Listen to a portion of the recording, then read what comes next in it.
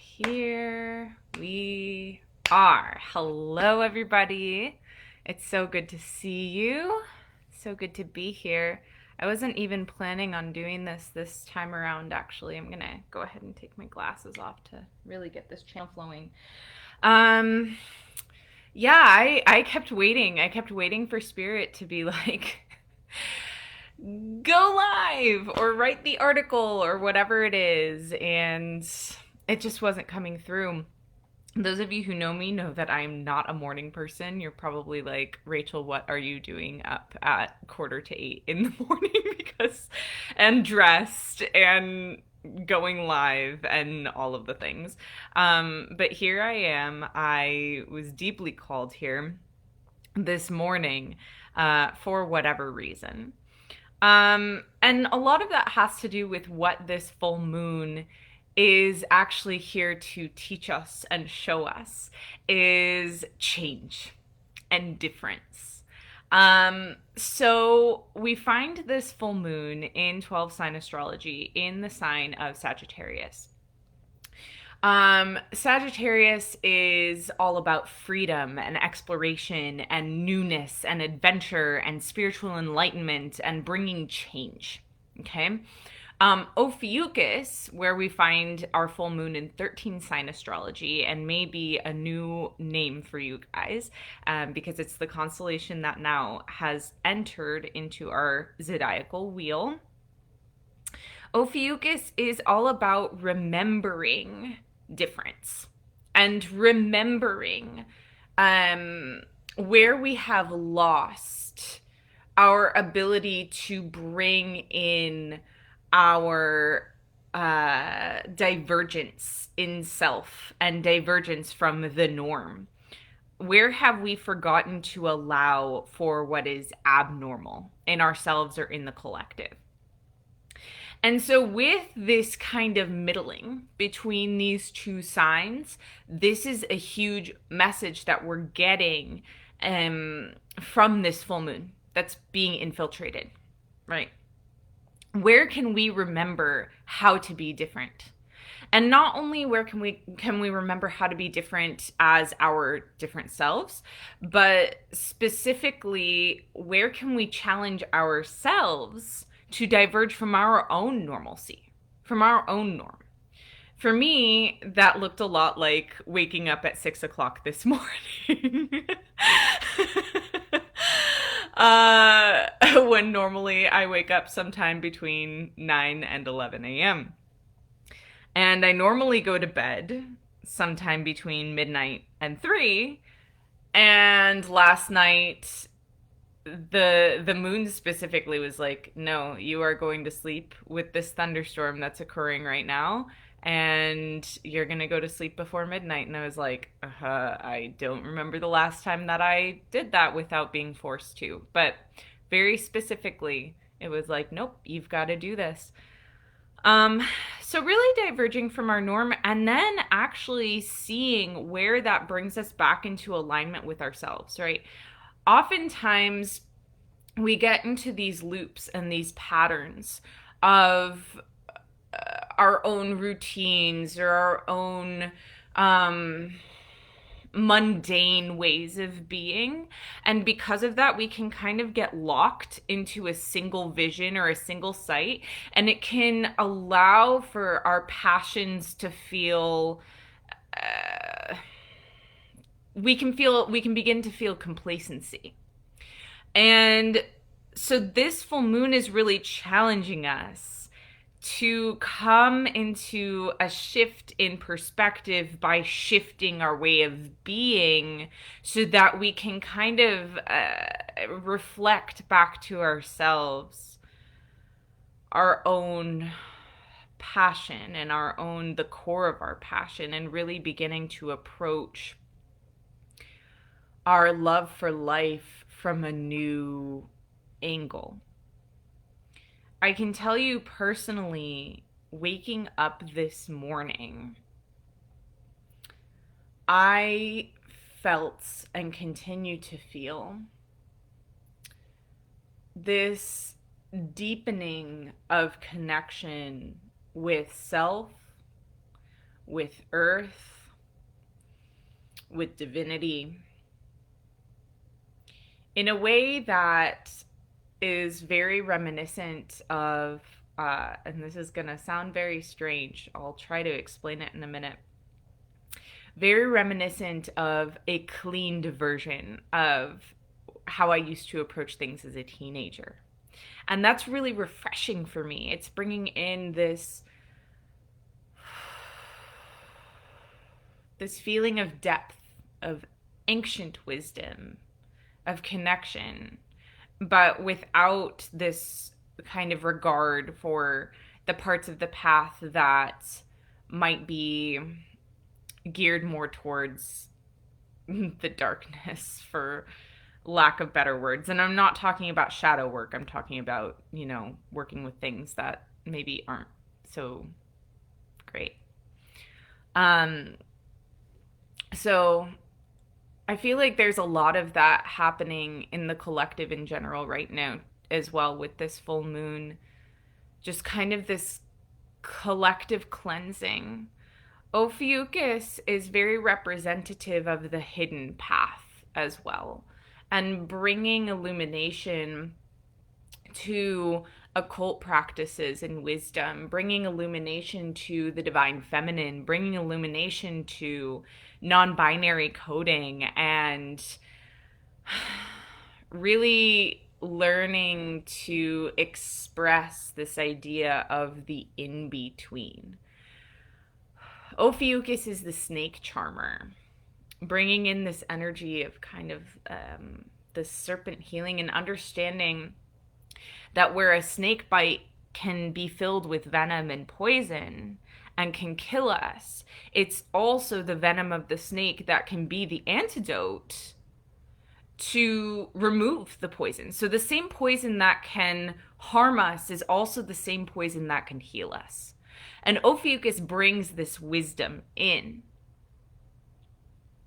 Yeah. So just like how I stated earlier, right? I feel as though personally for me, there's this kind of cleansed version of the energy I used to interact with as a teenager, right? Which that interactive energy for me at that point in my life was so deep and so just trusting and leaning into the mystery and following the path and following into the shadows and into the unknown without question. And of course, now in my wiser version of myself, I have this ability to follow my own discernment and to really lean into my discernment and to trust that I ultimately know what's going to be the safest way to move along the path while still leaning into that trust. So I feel like that's a lot of what the collective is moving through at the moment, is how can we lean into the mysteries? How can we lean into the in-between? How can we lean into these places of the mystic, these places of the occult, these places of divine wisdom in a way that's safe, in a way that's still in alignment with the truth, with the light. There's been so much shedding of false light paradigms lately. I mean, in the last couple of years specifically, but I really feel as though in the last few days there's been a lot of shedding of false light, right? Alongside that snake code that's coming in, right? So lots of shedding happening. Lots of shedding of the false light. And Sagittarius is so aligned with the light, right? Sagittarius comes in with that flaming arrow. It's like, let me find the light here. The flame is the light. How can I find my target? How can I shoot my target? How can I really illuminate something, shoot this flaming arrow at the target and light it up?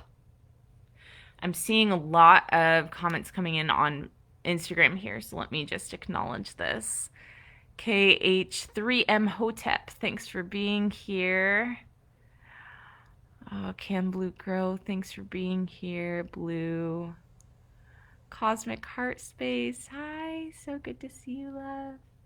Megan, Danielle, Tribe Meditation, Cannon, Anouk. Thanks everyone for being here. So good to see you guys. Let's see. So Georgie says, yes, this has been so present for me too. It's our life force. Absolutely. Tribe Meditation says seeking truth. Yes. Georgie says, yes, there's been a fear of the snake. Yeah, definitely. Definitely. And it's interesting, you know, a lot of you guys are familiar with my familiar, Maya, my dear love, who's a corn snake. And there's so many people who are like, you know, oh, Rachel, do you have any pets? And as soon as I go to tell them I have a snake. And every single time it's like right before I tell them, there's this kind of trepidation that comes in of like, I don't know how they're going to take this. Because anytime I tell people that I have a snake, it's one way or the other, right? It's either they're like, oh, you have a snake? And then I have to do the education of like, they're not slimy. Corn snakes are docile. They're not poisonous. They won't strangle you, you know, et cetera, so on and so forth. And then if they're open to it, going into the magic of you know, exactly how magical snakes are and what they really bring forth. Or I tell them I have a snake and they're super excited and they're like, oh my gosh, I've always wanted a snake, or you know, whatever, or, that's so cool, you know, whatever. So it's like one way or the other, and I never get a neutral response for it. Tribe Meditation says, thank you for holding space. Oh my gosh, absolutely. It is my pleasure. It is my pleasure. So it's interesting because along with this snake shedding metaphor, what's been coming through, even more prominently actually than the snake metaphor, is that of the butterfly. And specifically the butterfly before it's a butterfly in its goo form in the chrysalis. So a lot of y'all know, and a lot of y'all don't know, one of my absolute favorite anecdotes, which is that before a caterpillar becomes a butterfly, most people know it creates a chrysalis, right? Or some people know it as a cocoon, which is actually for moths, but that's besides the point. So a chrysalis is basically like this cocoon type hard shell thing that the caterpillar forms in order to turn into a butterfly. And everybody knows that in this chrysalis, it goes through this metamorphic process where it then turns into the butterfly and it emerges and it's beautiful and it has its wings. What a lot of people do not know is that in the chrysalis, the caterpillar, before it turns into a butterfly, it's not like the caterpillar grows wings and then it becomes like a butterfly. No, it actually 100% decomposes, right? The caterpillar just completely disintegrates and it turns into this like goo-like substance within the chrysalis, where it's not even like a constructed being anymore. And then it reconstructs itself, it rebuilds itself before it cracks open the chrysalis and comes out the butterfly. And that metaphor and that reflection has been coming in so deeply these last few days as we've been leading up to this full moon energy, which, by the way, this is a supermoon. I forgot to say this earlier. This is a supermoon, which means that it's going to be affecting us more deeply and more profoundly than most other lunar events, because the moon is closest into Earth right now. That's what a supermoon is when the moon is closest into Earth. And it appears fuller and bigger, and, you know, as the moon affects the tides, so too does it affect us. I talk about this all the time. We are made of over 70% salt water. As the moon magnetizes the tides, it also so too magnetizes us. So we've got this big lunar energy that's just pulling on us, right? And it's bringing our tides forth, and it's bringing our emotional being, our energy being, our essence to its full peak of our own emotional tidings. the message that continues to come forth, and I spoke about this in the podcast interview that I did in the Chasing Spirituality podcast. I guested on their podcast. If you haven't listened to that yet, you can check that out. Just Google Chasing Spirituality podcast, or you can find it on Apple, Spotify, etc. The link is in my bio on Instagram as well for those of you who are on here watching and listening. But the concept is, sometimes we have to forget ourselves. Sometimes we have to forget ourselves in order to remember ourselves, which sounds contradictory and bizarre, but that is the process of caterpillar into butterfly, right? The caterpillar completely forgets itself, and then has to rearrange and restructure itself and grow anew in order to gain those wings. We have to forget ourselves in order to allow ourselves to remember who we truly are. And that's part of, back to that snake, that shedding process, right? We're forgetting our old skin so that we can move into a new, shinier, brighter skin.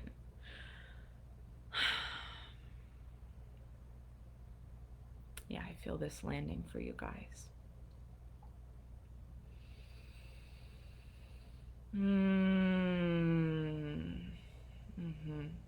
When the caterpillar turns into goo and then comes out a butterfly, if you look at the butterfly, the center of the butterfly is still the same shape as the caterpillar, right? It still is the caterpillar in its original form. It just has wings now, yeah. But it had to completely disintegrate before it was able to come to that point. When I was on the Chasing Spirituality podcast, I spoke, the whole thing that brought me to this point was remembering a song by my dear, dear, dear friend Tony Guerin, who many of you know, and it's called Sacred Darkness. And the lyrics of the chorus say, and darling, it's okay, and darling, it's all right to shoot, I'm gonna botch this. I always so funny when I go to speak it, I always botch his lyrics. Darling, it's okay to let it all in, to forget yourself so the truth can begin. And darling, it's okay to let it all in, to forget yourself so the truth can begin. And that's exactly the medicine that's coming through. That's precisely what's happening right now. And we're forgetting ourselves on an individual level, and we're forgetting ourselves in relationships, and we're forgetting ourselves on a collective level, right? I forgot myself as the person who goes to bed after midnight. I forgot myself as the person who wakes up after 9 a.m. And of course, this is a very simplistic example, but we can see these in the little tiny nuances in our daily lives. Many of you guys, and especially with Saturn having gone retrograde last week, many of you guys are starting to really question things. And that's so much of what's up with this full moon. And especially after the last 2 lunar events were eclipses, right?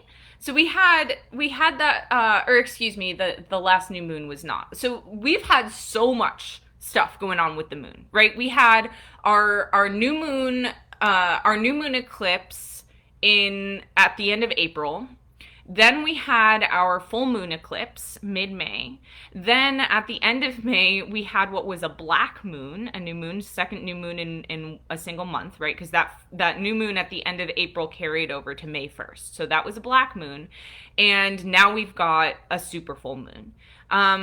So it's just like boom, boom, boom, boom. The moon is really teaching us right now. It's really ingraining a lot in us right now.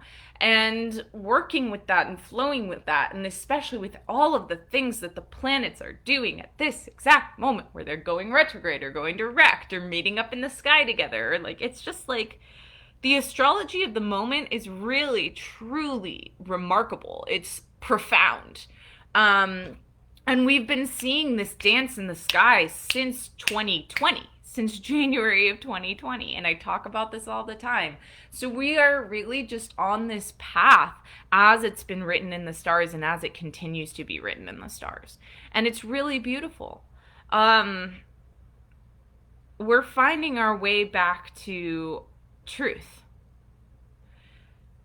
We're finding our way back to truth, and so much of that truth is finding the self, and this is so much of what Saturn is teaching us specifically.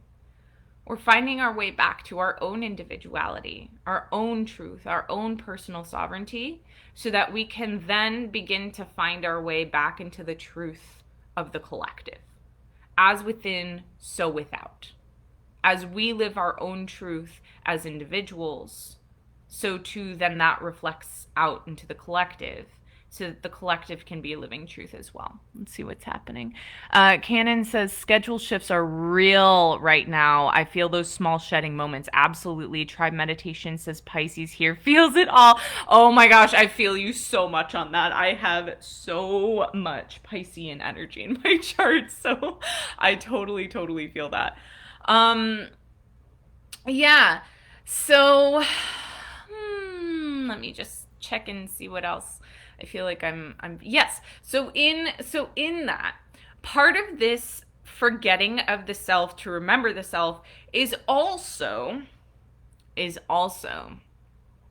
seeing our reflection in those around us and remembering who we are by being with other people and seeing where they're making shifts and changes in their lives. Right? So many people are learning where they're misaligned or learning where they would like to be more in alignment. And actually, what's really gorgeous about this full moon, and specifically the Sagittarian energy, is Sagittarius is all about moving forward. It's forward movement energy, and it's huge. And so it's like, how can I move forward in my life, right? So it's not so much about like, ooh, what's holding me back? It's more about, okay, this doesn't feel right anymore. Let's just get going, right? Let's just move forward on this. And so I've been seeing so many people making huge leaps in their careers or career changes in general, or jumping into new relationships, be those really beautiful friendships or romantic partnerships or etc. And with this Ophiuchus energy in specific as well, Ophiuchus is the healer.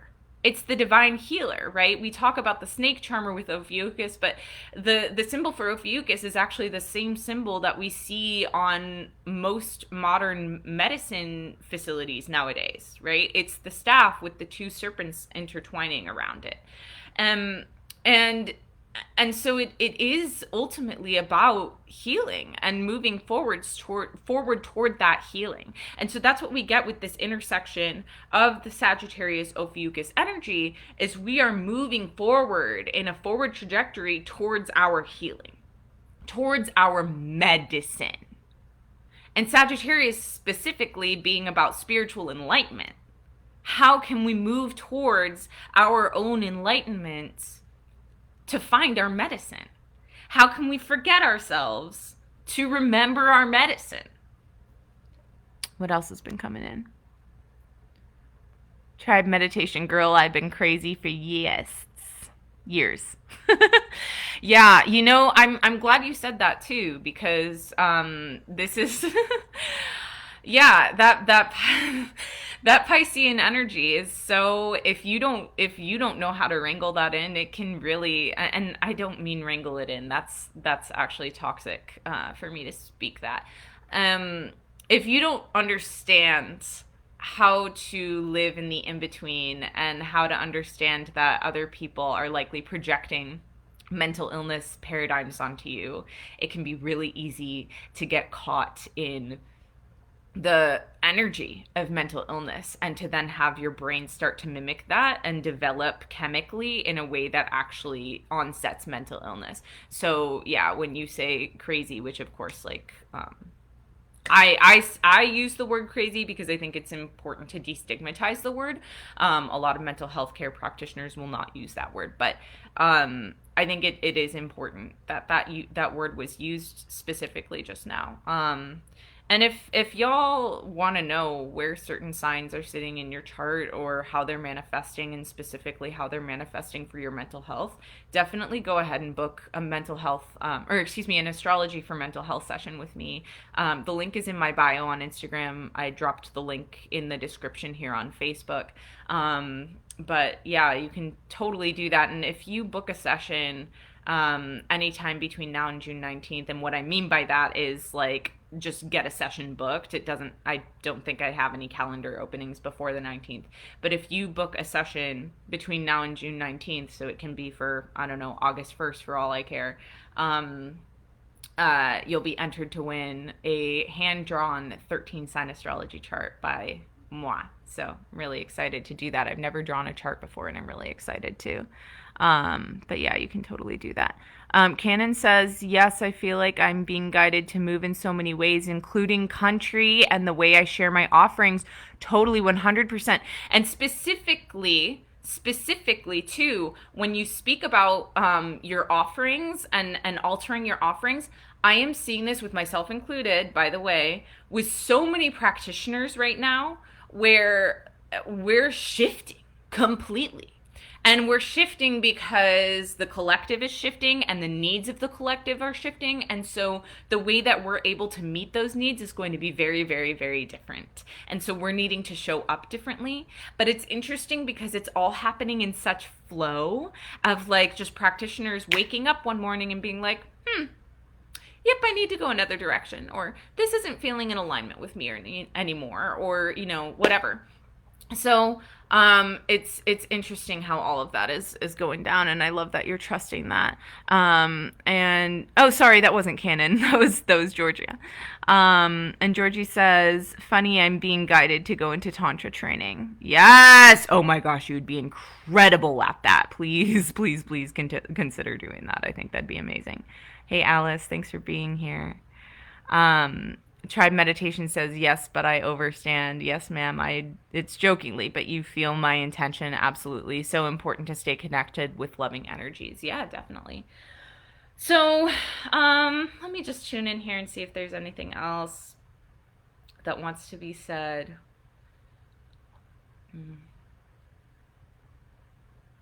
Yeah, just remembering. So Sagittarius is also symbolic of the teacher as well.